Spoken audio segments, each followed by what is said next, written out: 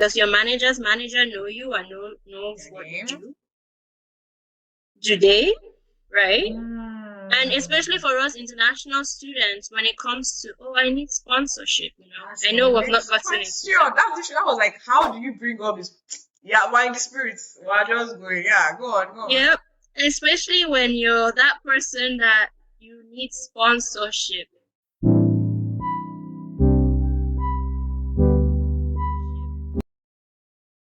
People will only sponsor someone that they know is doing great work and that they know is personable and someone that they want to keep around.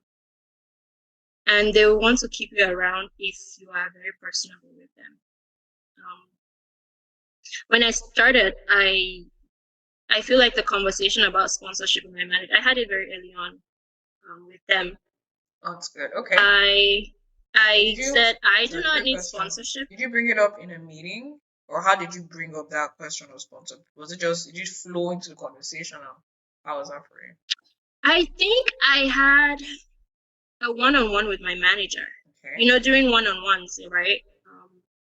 And as for international students that are out there, by the time you're graduating, you have OPT, which is your optional practical training. You guys probably know what it is. You've heard about it. Yeah. It's 1 year of work authorization in the United States. And now, if you're a STEM major, you have an extra 2 years of STEM OPT extension. That's a total of 3 years. And so when I graduated in my PhD, I knew that question of, do you need sponsorship to work in the United States? No, I don't, because I have up to 3 years of work authorization. And so, I'm not having those conversations about sponsorship before they hire me. No, let's not talk about it then, because I'm good, you're good.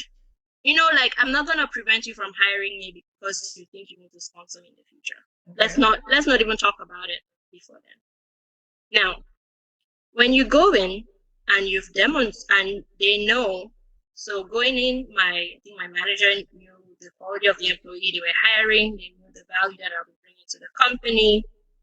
I start, and then we have one of our one-on-ones. And so I bring up the discussion about what does it look like? Does the company sponsor people? And what does that look like? Actually, who is the HR, the human resources person that I need to talk to about sponsorship? Because in my case, my manager did not know about it. It was not, I mean, it's not his struggle, so he doesn't know. He had never encountered an employee that needed it. But he's like, oh, is that something that you need? Is that something that we need to do? Do we need to work on it today? Tell me what we need to do and I'll help you. Let's figure it out. That was his persona. He's like a supportive individual. And my manager's manager is also that supportive. Okay, can we set up a meeting with the HR person or the immigration person that we have at the company so that we can talk about what my options are? So I'm not asking for sponsorship. I'm asking what my options are.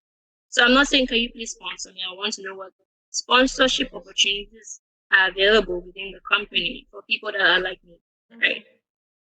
Now, the other thing I will want to caveat that by saying is I had known that my company had sponsored someone before. No, so I knew that sponsorship opportunities exist within the company, right? And for some people, you can be new to your company and you don't even know if that exists or not. But if you join the Black People's Employee Resource Group, start getting to know people, you talk to people. If you see another African, you talk to them. You ask questions and you find out if things happen. Yeah.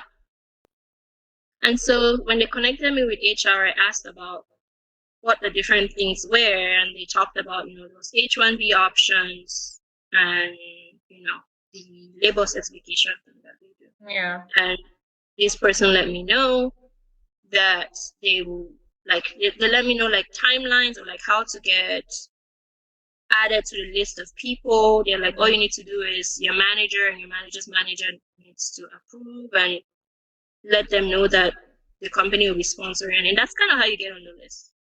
And so after you have that initial conversation and learn about the process, then from then on, you talk with your manager and let him know that that's something that you would like for the company to do for you, right? It's not right now, right? Because you have 3 years of work authorization, but maybe in year 2, because by year 2, your manager knows you. Your manager knows you're a diligent worker. Your manager knows that you show up on time to do the things that need to be done. like you're meeting the objectives. Like, so why wouldn't they want to sponsor you? Right? Why wouldn't they want to? So knowing your manager, having your manager actually know you, having your manager's manager know you. Like those are ways to internally get people that just support you and want to root for you and want to see you succeed. Yeah, that's good. I my